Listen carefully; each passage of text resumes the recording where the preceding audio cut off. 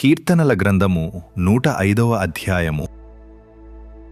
యెహోవాకు కృతజ్ఞతాస్తుతులు చెల్లించుడి, ఆయన నామమును ప్రకటన చేయుడి, జనములలో ఆయన కార్యములను తెలియచేయుడి.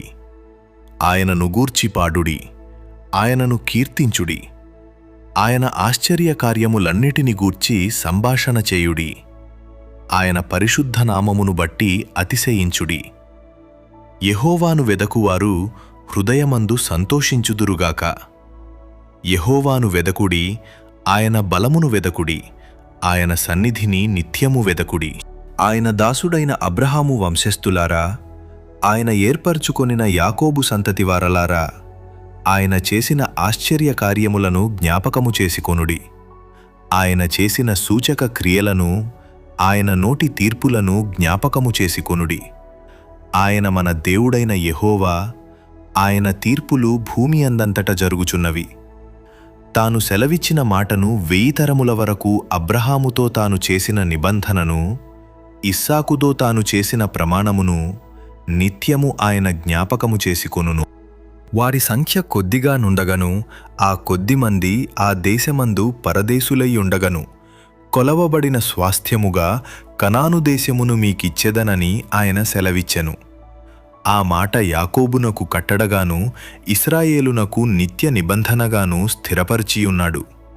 వారు జనము నుండి జనమునకును, ఒక రాజ్యము నుండి మరి ఒక రాజ్యమునకు తిరుగులాడుచుండగా, నేనభిషేకించిన వారిని ముట్టకూడదనియూ, నా ప్రవక్తలకు కీడు చేయకూడదనియూ ఆయన ఆజ్ఞ ఇచ్చి, ఆయన ఎవరినైనను వారికి హింస చేయనీయలేదు. ఆయన వారి కొరకు రాజులను గద్దించెను. దేశము మీదికి ఆయన కరవు రప్పించెను. జీవనాధారమైన ధాన్యమంతయు కొట్టివేశెను. వారికంటే ముందుగా ఆయన యుకని పంపెను. యోసేపు దాసుడుగా అమ్మబడెను. వారు సంకెళ్ల చేత అతని కాళ్ళు నొప్పించిరి. ఇనుము అతని ప్రాణమును బాధించెను. అతడు చెప్పిన సంగతి నెరవేరు వరకు యెహోవా వాక్కు అతని పరిశోధించుచుండెను.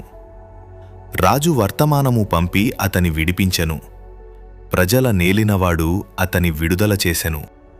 ఇష్టప్రకారము అతడు తన అధిపతుల నేలుటకును, తన పెద్దలకు బుద్ధి చెప్పుటకును, తన ఇంటికి యజమానునిగాను, తన యావదాస్తి మీద అధికారిగాను అతని నియమించెను. ఇశ్రాయేలు ఐగుప్తులోనికి వచ్చెను. యాకోబు హాముదేశమందు పరదేశిగా నుండెను. ఆయన తన ప్రజలకు బహు సంతానవృద్ధి కలుగజేసెను. వారి విరోధుల కంటే వారికి అధిక బలము దయచేసెను. తన ప్రజలను పగజేయునట్లును, తన సేవకుల ఎడల కుయుక్తిగా నడుచునట్లును ఆయన వారి హృదయములను త్రిప్పెను. ఆయన తన సేవకుడైన మోషేను తాను ఏర్పరచుకొనిన అహరోనును పంపెను. వారు ఐగుప్తీయుల మధ్యను ఆయన సూచక క్రియలను, హాముదేశములో మహత్కార్యములను జరిగించిరి. ఆయన అంధకారము పంపి చీకటి కమ్మజేసెను. వారు ఆయన మాటను ఎదిరింపలేదు. ఆయన వారి జలములను రక్తముగా మార్చెను. వారి చేపలను చంపెను. వారి దేశములో కప్పలు నిండెను. అవి వారి రాజుల గదులలోనికి వచ్చెను.